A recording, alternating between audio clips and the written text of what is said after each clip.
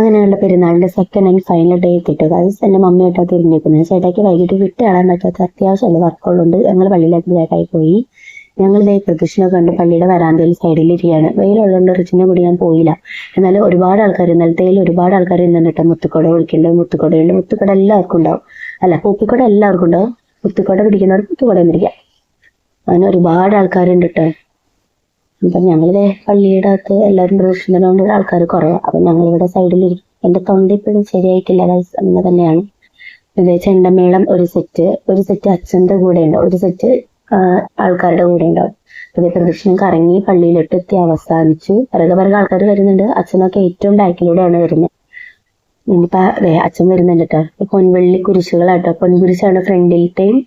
5 എണ്ണം പൊൻകുരിശാട്ടോ. പള്ളിക്കുള്ള പൊൻകുരിശാണ്. അച്ഛൻ ഇനി പള്ളിയകത്ത് കയറി ആശീർവാദം കഴിഞ്ഞ് നേർച്ച വിളമ്പിൽ തുടങ്ങും. ഞങ്ങൾ ഫുഡ് കഴിച്ച് ഞങ്ങൾ വീട്ടിലോട്ട് പോകും. വൈകിട്ട് ഒരു ആനിവേഴ്സറിക്ക് വരാനുള്ള ഡാൻസൊക്കെ കാണാനായിട്ട്. അതെ അച്ഛനും അതിലിടവകയിലെ അച്ഛന്മാരൊക്കെ വന്നിട്ടുണ്ട് കേട്ടോ. നമ്മുടെ പള്ളിയിലെ അച്ഛന്മാരും ഉണ്ട്. അങ്ങനെ അച്ഛൻ പള്ളിയകത്തോട്ട് കയറി.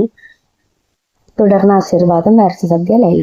എൻ്റെ മമ്മയുടെ പള്ളിയിലെ സംഘടനയായിട്ട് ഗൈസ് എൽഡേഴ്സ് ഫോറം എന്നാണ് സംഘടനയുടെ പേര്. ഫോട്ടോ എടുക്കാനുള്ള പോസ്റ്റയിലാണ് കാണുന്നത്.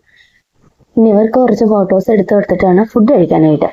ഞങ്ങളുടെ സ്വന്തം വികാരി അച്ഛൻ സദ്യ വിളമ്പുന്ന കണ്ട ഗൈസ്. പള്ളിയിലെ എല്ലാ കാര്യങ്ങൾക്കും നല്ല ആക്റ്റീവാണ് അച്ഛൻ. ഞങ്ങൾ ഫുഡ് കഴിച്ച് വീട്ടിലോട്ട് പോവാണ്. മല്ലിക്കാരുടെ സ്വന്തം മാങ്ങാക്കറിയും ബീഫും കായായിരുന്നു ഞങ്ങൾക്ക് ഫുഡ്. അപ്പോൾ വീഡിയോ ഇഷ്ടപ്പെട്ടാൽ ലൈക്ക് ചെയ്യണം. ബൈ.